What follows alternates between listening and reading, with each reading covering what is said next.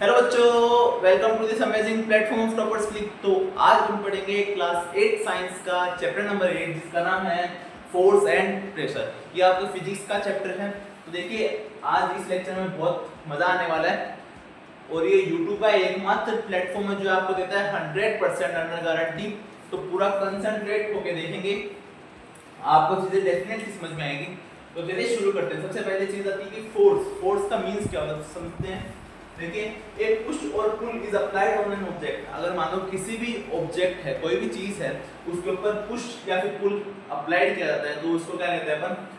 Force कहते हैं। Push या पुल क्या होता है? देखिए, जैसे मान लो मेरे पास एक बॉक्स है ना, और मैंने इसको रस्सी से बांध रखा है और मैं इसको खींच रहा हूँ, इसको मैं खींच रहा हूँ तो क्या होगा? ये पुल। और ये एक बॉक्स है, इसको मैं धक्का दे रहा हूँ तो क्या होगा? ये पुश, है ना। पुल और पुश। पुल का मीन्स खींचना, पुश का मीन्स धक्का देना। ठीक है, इतनी बात समझ में आई क्या?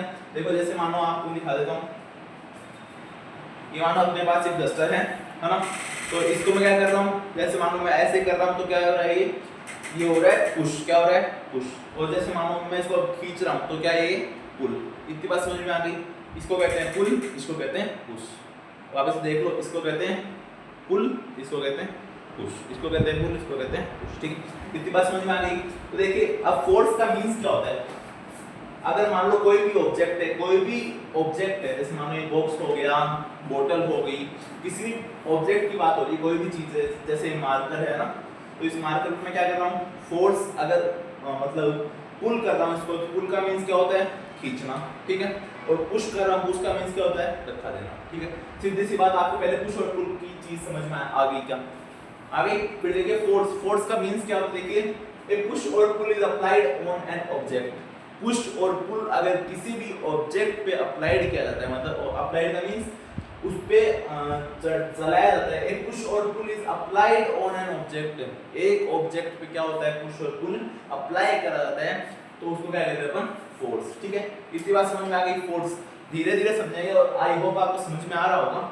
अगर पूरा कंसंट्रेट होकर देखोगे तो ये लेक्चर समझ में आएगा। ठीक है, तो देखिए, एक पुश और pull is applied on an object, क्या कहते हैं? फोर्स। ठीक है, सबसे पहली चीज फोर्स आपको समझनी है, तो इसको फटाफट से लिख लीजिए। मैं नोट साथ में बना रहा हूँ, आप नोट्स साथ के साथ लिखते जाएंगे। ठीक है, इसको फटाफट से लिख लीजिए, फिर आगे पढ़ते हैं। तो फिर देखिए, इसके बाद में जैसे मानो मैं एग्जांपल से आप समझते हैं। अपने पास एक बॉक्स है, इसका इधर से 5 न्यूटन आ रहा है और इसका इधर से 5 न्यूटन। देखो, न्यूटन ये क्या है? यूनिट है फोर्स की। ठीक है, वो अपन पढ़ेंगे, ये यूनिट है फोर्स की। ठीक है, अभी के लिए इतना ध्यान रखेंगे। तो देखिए, अपने पास एक बॉक्स है, इसका 5 न्यूटन फोर्स जो है वो इस साइड से लग रहा है, 5 न्यूटन फोर्स इस साइड से लग रहा है। तो बताइए, क्या ये जो बॉक्स है ये अपनी जगह से हिलेगा क्या? क्या ये बॉक्स अपनी जगह से हिलेगा क्या? नहीं हिलेगा। क्यों नहीं हिलेगा? क्योंकि दोनों डायरेक्शन से जो फोर्स आ रहा है वो सेम आ रहा है। ये जितनी ताकत लगा रहा है वो उतनी लगा रहा है, तो हिलेगा तो है नहीं बॉक्स। फिर देखिए, दूसरा एग्जांपल अपन समझते हैं। अगर मानो ये वापस एक बॉक्स है और इसका 5 न्यूटन इधर से आ रहा है और 3 न्यूटन इधर से आ रहा है, तो बताइए 5 न्यूटन और 3 न्यूटन इधर से आ रहा है, तो ये क्या, ये बॉक्स हिलेगा क्या? बताइए जल्दी से। यस, ये बॉक्स हिलेगा। क्यों हिलेगा? देखिए, जैसे मानो इसका 5 न्यूटन कोई इधर से लगा रहा है और 3 न्यूटन उधर से लगा रहा है, तो इसका 5 न्यूटन इधर से लगा रहा है, ज्यादा कौन सा है? 5 न्यूटन वाला। कम कौन सा है? 3 न्यूटन वाला। तो ये कमजोर है क्या? तो ये जो ताकतवर इंसान है ये इसको धक्का लगा देगा। ठीक है, अब देखिए एक एग्जांपल और समझते हैं अपन। देखिए, जैसे अपने पास एक बॉक्स और है, ठीक है, इसका 5 न्यूटन इस साइड से लग रहा है और 5 न्यूटन ही इस साइड से लग रहा है। 5 न्यूटन इस साइड से लग रहा है, 5 न्यूटन इस साइड से लग रहा है। तो देखिए, क्या ये बॉक्स जो हिलेगा क्या? डिस्प्लेस होगा क्या? हिलने में क्या बोलते हैं? जगह को चेंज करने में क्या बोलते हैं? अपन डिस्प्लेस बोलते हैं। तो ये क्या है? ये बॉक्स हिलेगा क्या? बताइए, क्या ये बॉक्स डिस्प्लेस करेगा? जल्दी से बताइए। यस करेगा। कैसे करेगा? क्योंकि मानो दोनों, पहले एक आदमी सामने था, एक आदमी इधर था, वो 5 न्यूटन लगा रहा था, वो इधर से भी 5 न्यूटन लगा रहा था, तो बॉक्स नहीं हिल रहा था। अब देखिए, दोनों जो लोग हैं वो एक साइड आ गए और एक ही बॉक्स पे धक्का लगा रहे हैं एक डायरेक्शन से, तो ये बॉक्स हिलेगा। ठीक है, इतनी बात समझ में आएगी। ये बॉक्स हिल के यहाँ पर आ जाएगा 5 न्यूटन। ये जब तक फोर्स लगाएंगे तो इसका जो डायरेक्शन है वो क्या होगा? चेंज होगा। ठीक है, इतनी बात समझ में आई क्या? तो अब देखिए सिंपल सी चीज, देखिए अपने पास सिंपल सी चीज समझिए आप।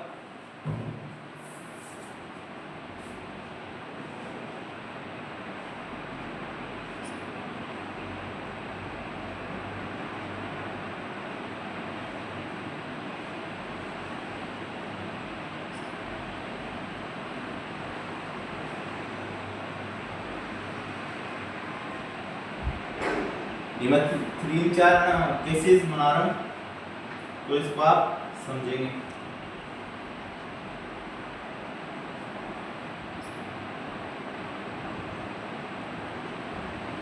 तो मुझे बताइए, ये तो अपन ने देखा था कि 5 न्यूटन इस साइड से भी आ रहा है, 5 न्यूटन उस साइड से भी आ रहा है, तो ये डिस्प्लेस नहीं करेगा। आप देखिए 5 न्यूटन इस साइड से आ रहा है, 3 न्यूटन इस साइड से आ रहा है, तो डिस्प्लेस करेगा, क्योंकि इस साइड से फोर्स कम लग रहा है, इस साइड से ज्यादा लग रहा है। जिस साइड से फोर्स ज्यादा लग रहा है उस साइड से क्या होगा, ये जो बॉक्स है क्या आ जाएगा, इधर आ जाएगा। तो अब देखिए अगर फोर्स क्या है डिफरेंट डायरेक्शन में, फोर्स क्या है डिफरेंट डायरेक्शन में, मतलब इस साइड इस डायरेक्शन में भी और इस डायरेक्शन में भी है, तो इसका नेट फोर्स क्या होगा? अगर अपन को क्या निकालना है इसका नेट फोर्स, बॉक्स के ऊपर नेट फोर्स अपन को निकालना है, तो क्या आएगा? दोनों को क्या कर दो माइनस, क्या करना है अपन को माइनस। सिंपल सी चीज, अगर अपोजिट डायरेक्शन से अगर कोई भी फोर्स लग रहा है एक बॉक्स के ऊपर और ये फोर्स, एक फोर्स ज्यादा है एक फोर्स कम है, तो उसमें क्या होगा नेट फोर्स अपन कैसे निकालेंगे? दोनों को क्या कर देंगे अपन माइनस कर देंगे। फिर देखिए ये फिर से एक बॉक्स है और इसका जो फोर्स है वो दोनों एक ही डायरेक्शन से लग रहा है, मतलब एक ही डायरेक्शन से लग रहा है, तो ये आगे जाएगा, ऑब्वियस सी बात है। तो इसका अपन नेट फोर्स कैसे निकालेंगे? इसका अपन नेट फोर्स निकालेंगे प्लस करके, ठीक है? इतनी बात समझ में आई क्या? इतनी बात समझ में आ गई? इसका नेट फोर्स कैसे निकालेंगे अपन? प्लस करके। अब बताइए इस बॉक्स में नेट फोर्स कितना है? माइनस करना है अपन को, तो करिए 5 न्यूटन माइनस का 3 न्यूटन क्या आएगा? 2 न्यूटन। इस पे कितना फोर्स लग रहा है? इस पे लग रहा है 2 न्यूटन का फोर्स, इस बॉक्स पे लग रहा है। फिर देखिए 5 न्यूटन इस साइड से आ रहा है, 5 न्यूटन इस साइड से आ रहा है, नेट फोर्स कितना लग रहा है? दोनों को प्लस कर दो, कितना? 10 न्यूटन उस बॉक्स पे लग रहा है। कितना फोर्स लग रहा है इसमें? 10 न्यूटन, ठीक है? इतनी बात समझ में आ गई? इतनी बात समझ में आ गई? अब देखिए एक चीज आती है मैग्नीट्यूड। क्या चीज आती है? मैग्नीट्यूड। मैग्नीट्यूड का मींस क्या होता है? सिंपल सी चीज समझिए, मैग्नीट्यूड का मींस क्या होता है? ये स्ट्रेंथ है फोर्स की। क्या है? फोर्स की एक स्ट्रेंथ है। सिंपल सी चीज आपको समझनी है, जैसे मानो किसी भी चीज पे अगर कुछ फोर्स लग रहा है ना, तो उसकी जो स्ट्रेंथ होगी क्या कहलाएगी? मैग्नीट्यूड। इतनी बात समझ में आ गई? इतनी बात समझ में आई तो इसको फटाफट से लिख लीजिए, आगे अपन पढ़ते हैं। तो फिर देखिए इसके बाद में the motion of an object. तो देखिए an object is said to be in motion if it is a moving by a certain speed in a particular direction. अपन एक ऑब्जेक्ट को मूविंग में तभी कहेंगे, मतलब मूविंग में, मोशन में तभी कहेंगे जब वो मूव करेगा। अब देखिए वो ऑब्जेक्ट मूव कैसे कर सकता है? In order to move an object from one place to another, एक प्लेस से दूसरी, एक जगह से दूसरी जगह अपन को क्या करना होता है? अगर उसको उसकी जो प्लेस है उसको अगर अपन को चेंज करना होता है तो क्या करना होता है? देखिए अपनी एक जो ऑब्जेक्ट होता है वो मोशन तभी चेंज करेगा, मतलब अपनी जो डायरेक्शन है तभी चेंज करेगा, अपना जो मोशन है तभी चेंज करेगा। कब चेंज करेगा? जब उस पे कोई फोर्स लग रहा हो, जब उस पे कोई फोर्स लग रहा होगा। अब वो फोर्स एक्सटर्नल भी हो सकता है, इंटरनल भी हो सकता है, ठीक है? उस पे कोई फोर्स लग रहा होगा तभी वो क्या करेगा? अपनी डायरेक्शन है, अपनी जो प्लेस है, अपनी जो जगह है उसको क्या करेगा? चेंज करेगा। आप देखिए जैसे मानो मैंने इधर से इसको फोर्स लगाई, एक टॉय है, मतलब खिलौना है, इसमें मैंने आपको इधर से एक फोर्स लगाया, तो क्या करा? इस ट्रक ने मूव करा, राइट साइड में मूव करा, लेफ्ट साइड से फोर्स लगा, राइट साइड में मूव करा, राइट साइड से फोर्स लगाएंगे, लेफ्ट साइड से मूव करेगा, ठीक है? इतनी बात समझ में आ गई? बस आपको समझना है the motion of an object. फिर देखिए एक क्वेश्चन है आपके पास, is force can change the shape of direction. क्या अपना फोर्स जो होता है वो किसी भी ऑब्जेक्ट की डायरेक्शन चेंज कर सकता है क्या? मतलब थोड़े बहुत ऑब्जेक्ट की डायरेक्शन, कुछ गिने चुने ऑब्जेक्ट की डायरेक्शन चेंज कर सकता है क्या? जल्दी से बताइए सोच के। कर सकते हैं क्या? चलिए मैं आपको एक एग्जांपल समझा देता हूँ। देखिए सबसे पहला एग्जांपल मेरे पास क्या है, ये स्पंज है। स्पंज सब जानते हैं ना। देखिए अब देखो मैं इसको फोर्स लगाऊंगा, जैसे ये अभी नॉर्मल स्क्वायर शेप में। अब देखो मैंने इस पर क्या लगाया, फोर्स लगाया। देखिए लगाते हैं, इस पर फोर्स लगाया तो इसने अपनी जो शेप है उसको चेंज कराना। अब देखिए सिकुड़ गया वापस, सिकुड़ गया वापस, सिकुड़ गया वापस। ठीक है, इतनी बात समझ में आ गई। इसमें सिकुड़ गया वापस आ गया, सिकुड़ गया वापस आ गया। पहला पहला बताइए इसने अपनी जो डायरेक्शन है, मतलब अपनी जो शेप है उसको चेंज करा गया। जल्दी से बताइए शेप को चेंज करा। तो पहला इसका एग्जांपल क्या हो गया, फोम या फिर स्पंज। और सोचिए दूसरा एग्जांपल देखिए, मेरे पास क्या है, एक स्प्रिंग। जानते हो ये देखो ये स्प्रिंग। अब स्प्रिंग मेरे पास तो क्या स्प्रिंग पे फोर्स लगाने से वो अपनी शेप चेंज कर सकती है क्या? चलिए देखते हैं, देखेंगे क्या इसने अपनी जो शेप है उसको चेंज करा के। जल्दी से देख के बताइए। ये देखिए पहले अब इतनी सी हो गई, अब इतनी बड़ी हो गई, इतनी सी हो गई, इतनी बड़ी हो गई। ठीक है, तो इसका दूसरा एग्जांपल क्या हो गया, इसका दूसरा एग्जांपल अपन लिखेंगे क्या है, इसको क्या बोलते हैं, स्प्रिंग। ठीक है, अब देखिए तीसरा एग्जांपल बताइए, तीसरा एग्जांपल बताइए।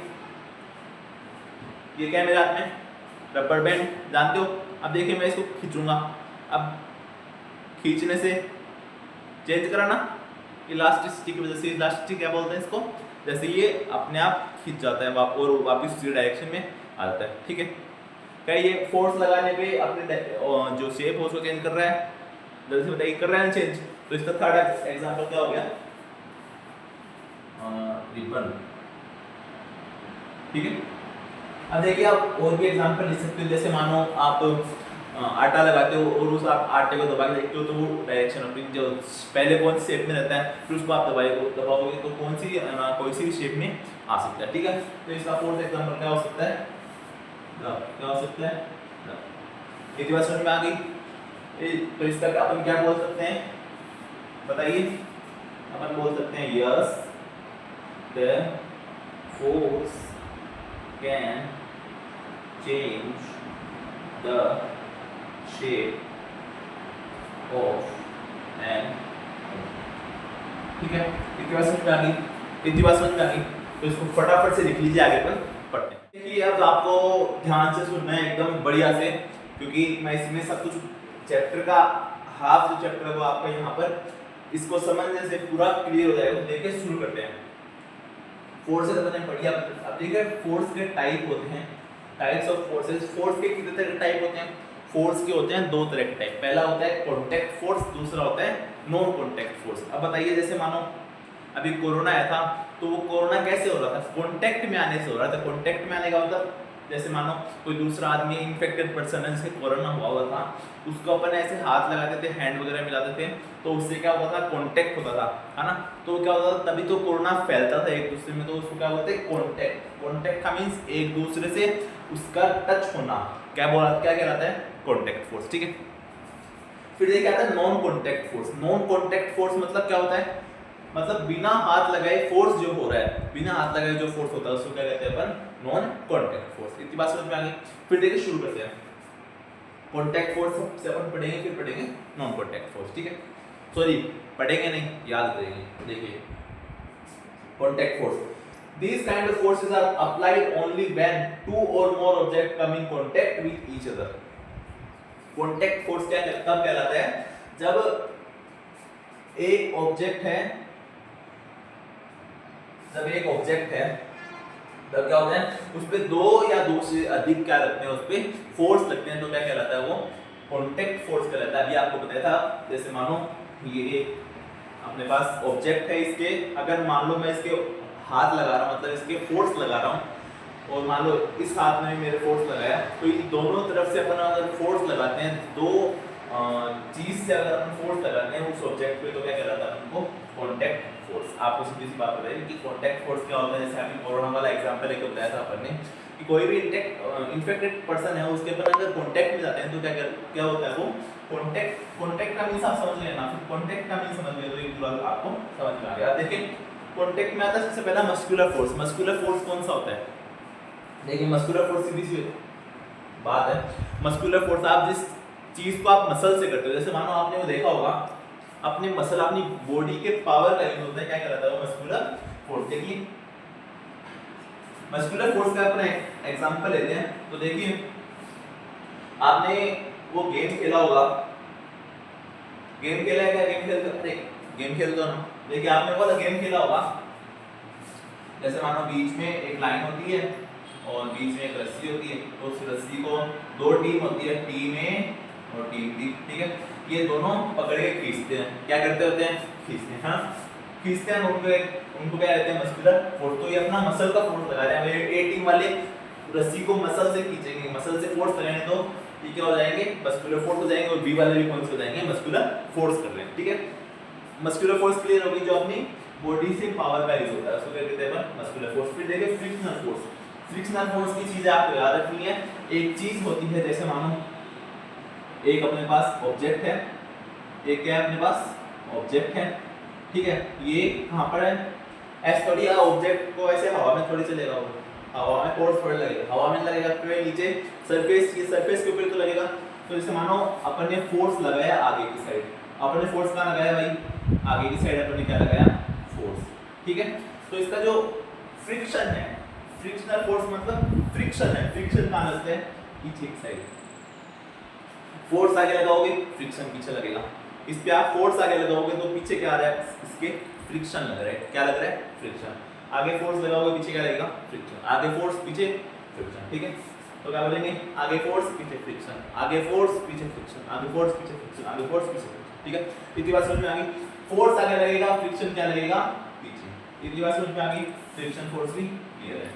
फिर देखिए क्योंकि ये कांटेक्ट में आ रहे हैं, अब ऐसे तो है नहीं हवा में होता, तब भी अपन सोचते हैं कि ये कांटेक्ट में नहीं है, ये सरफेस में तो कांटेक्ट में आता है, क्या कहलाता है? ये कांटेक्ट फोर्स कहलाता है, ठीक है? फिर देखिए non contact force. Non contact force का मींस क्या होता है? देखिए अभी आपको बताया, this kind of forces are applied when the object do not come in contact, मतलब जो ऑब्जेक्ट है वो कांटेक्ट में नहीं आते with each other and yet are exerting a force upon each other, मतलब दूर से ही फोर्स क्या कर लेते हैं? एक्सर्ट कर लेते हैं। अब देखिए इसमें क्या होता है? सबसे पहला फोर्स देखिए मैग्नेटिक फोर्स। आपने मैग्नेट देखे होंगे, मैग्नेट में जैसे देखो मैग्नेट एक दूसरे के चिपकती है ना। देखिए जैसे मान लो ये मैग्नेट है, एक मैग्नेट है, इसका नॉर्थ पोल है और इसका साउथ पोल है, और इसका भी ये मैग्नेट है, दूसरी मैग्नेट है, इसका नॉर्थ पोल है, इसका साउथ पोल है। तो क्या होगा? मैग्नेट आपको सिंपल सी समझिए, नॉर्थ पोल साउथ पोल छोड़िए, एक बार आप सिंपल सी चीज समझिए, दो मैग्नेट है वो आपस में जुड़ेंगे, सीधी सी बात, ठीक है? मैग्नेटिक फोर्स जैसे मानो ये एक मैग्नेट है और ये क्या है? लोहा है, तो ये आपस में क्या कर जाएगा? कांटेक्ट कर जाएगा अपने आप ही। अब जैसे मानो ये एक सिक्का है और मैं इसको मैग्नेट से दूर करता हूं, तो मैग्नेट अपने आप सिक्के को खींच लेती है ना, इसलिए बिना कांटेक्ट करे हुए जो फोर्स होता है क्या कहलाता है? मैग्नेटिक और नॉन कांटेक्ट फोर्स। तो मैग्नेटिक फोर्स का एग्जांपल होगा। फिर देखिए ग्रेविटेशन फोर्स। ग्रेविटेशन फोर्स में देखिए जैसे मान लो मेरे पास एक डस्टर है, ठीक है? डस्टर, ग्रेविटेशन का मींस क्या होता है? ग्रेविटी क्या होता है? अपन को जैसे मान लो ये एक डस्टर है, इसने अब मान लो कोई मैं इसकी अपने आप सीधी सी बात है, मैं इसको छोड़ दूंगा, नीचे गिरेगा, अब ये नीचे गिरा तो नीचे इसने कोई पकड़ के खींचा थोड़ी है, पकड़ के खींचा नहीं है ना, अपने आप गिरा ना, देखिए अपने आप गिरा है ना, तो ये बिना कांटेक्ट के फोर्स है, नॉन कांटेक्ट फोर्स है, तो ये ग्रेविटेशन फोर्स होता है। फिर देखिए इलेक्ट्रोस्टैटिक फोर्स। इलेक्ट्रोस्टैटिक फोर्स मैंने आपको बताया था, देखो जैसे मान लो इलेक्ट्रॉन जो होते हैं पॉजिटिव और नेगेटिव इलेक्ट्रॉन क्या करते हैं? अपने रिपेल करते हैं। पॉजिटिव क्या करते हैं? मतलब पॉजिटिव नेगेटिव अट्रैक्ट करते हैं, पॉजिटिव रिपेल करते हैं, नेगेटिव भी क्या करते हैं? रिपेल करते हैं, है ना? तो देखिए अब मानो मैंने एक धागे में पॉजिटिव इलेक्ट्रॉन मान दिए, धागे पे नेगेटिव इलेक्ट्रॉन मान दिया, तो ये आपस में अपने आप चिपक जाएंगे आके, हाँ? अब मैंने मान लो एक धागे में पॉजिटिव मान दिए, एक धागे में पॉजिटिव मान दिया। पॉजिटिव मैंने आपको बताया था जो सेम तरह के होते हैं, जैसे मानो पॉजिटिव हो गया, नेगेटिव हो गया, तो क्या होते हैं? ये रिपेल करते हैं। जैसे मानो मेरे पास क्या है, ये है पॉजिटिव, ये है नेगेटिव, तो अब देखो मैंने इनको टांग दिया, तो ये पॉजिटिव है, नेगेटिव, तो क्या कर देंगे?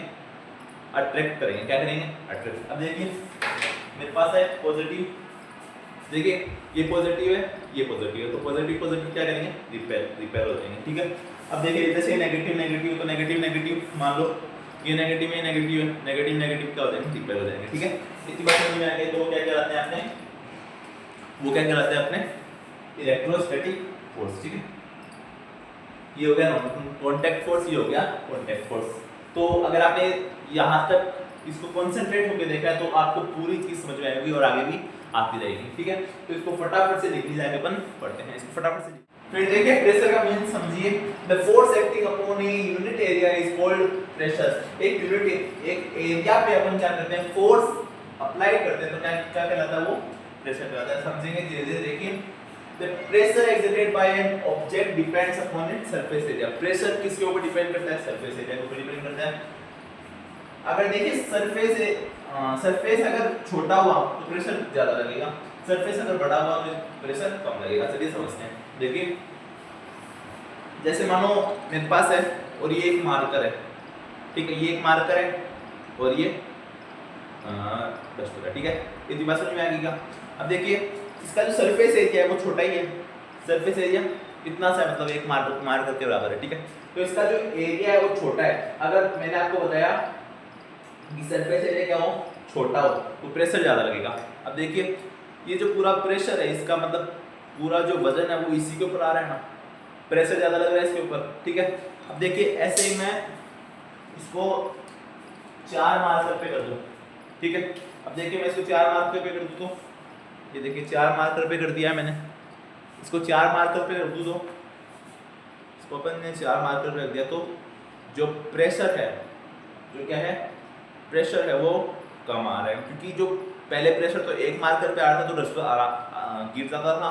अब देखिए प्रेशर आराम से 4 पे आ रहा है, तो कैसे रुक रहा है। ठीक है, तो मैंने वही बात आपको बताया कि इफ सरफेस एरिया स्मॉल होगा तो प्रेशर लार्ज होगा, सरफेस एरिया अगर लार्ज होगा तो प्रेशर क्या हो जाएगा, ठीक है। इतनी बात समझ में आ गई। ये आपको याद रखना है, प्रेशर का area, pressure equals to force upon area. अब देखिए जैसे जैसे प्रेशर बढ़ेगा वैसे वैसे एरिया कम होगा, ठीक है, और फोर्स क्या होगा, बढ़ेगा। क्योंकि अब देखिए जैसे मान लो कोई भी चीज अगर लिखी हुई होती है, जैसे मान लो लिखा हुआ है x equals to y y z, तो जो x के सामने लिखी हुई है वो तो क्या होगी, जैसे मान लो x बढ़ा तो y भी बढ़ा, x अगर कम हुआ तो y भी कम होगा।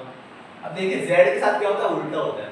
अब देखिए जैसे मानो x अगर बढ़ा तो z क्या होगा, कम होगा, x अगर कम हुआ तो z क्या होगा, बढ़ेगा। क्योंकि इसके बराबर वाला तो इसके साथ चलता है, जैसे मानो x बढ़ा तो y भी बढ़ेगा, x कम हुआ तो y भी कम होगा, और अगर x बढ़ा तो z क्या होगा, कम होगा, क्योंकि इसमें उल्टा होता है। देखिए आप ऐसे रखते हो, आप ऐसे रखते हो ना, तो ये x बढ़ा तो z कम, x बढ़ा z कम, x कम z ज्यादा, ठीक है। और ये y के साथ कैसे होगा, y के साथ होगा x बढ़ा y बढ़ा, x कम y कम, ठीक है। इतनी बात समझ में आ गई। वैसे ही अगर प्रेशर बढ़ेगा तो फोर्स भी बढ़ेगा, प्रेशर कम होगा तो फोर्स भी कम होगा, प्रेशर बढ़ेगा तो एरिया कम होगा, प्रेशर कम होगा तो एरिया क्या हो जाएगा, बढ़ जाएगा, ठीक है।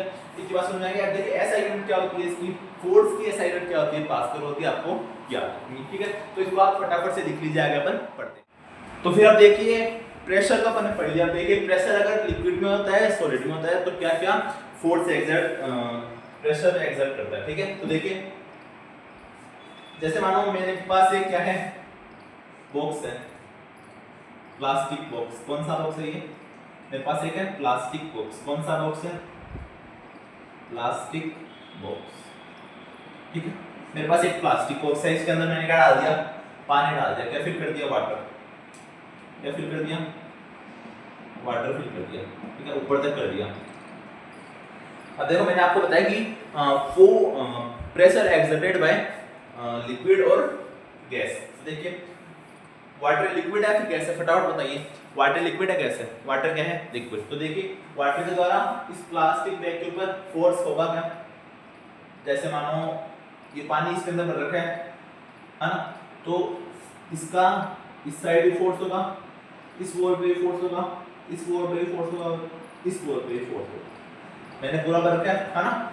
अब जैसे मानो अपन है, अपन को किसी प्लास्टिक बैग के अंदर पूरा बांध दें, पूरा टाइट कर दें, और अपन तो फोर्स तो लगाएंगे ना, अपना भी तो फोर्स लगेगा कि अपन कैसे ना कैसे करके बाहर निकाले, वैसे ये वाटर करता है कि मैं कैसे ना कैसे करके बाहर निकलूं। तो इसके क्या होगा, प्लास्टिक बैग के चारों जो बॉल है, चारों साइड की जो बॉल है उसके ऊपर क्या लगेगा, प्रेशर लगेगा।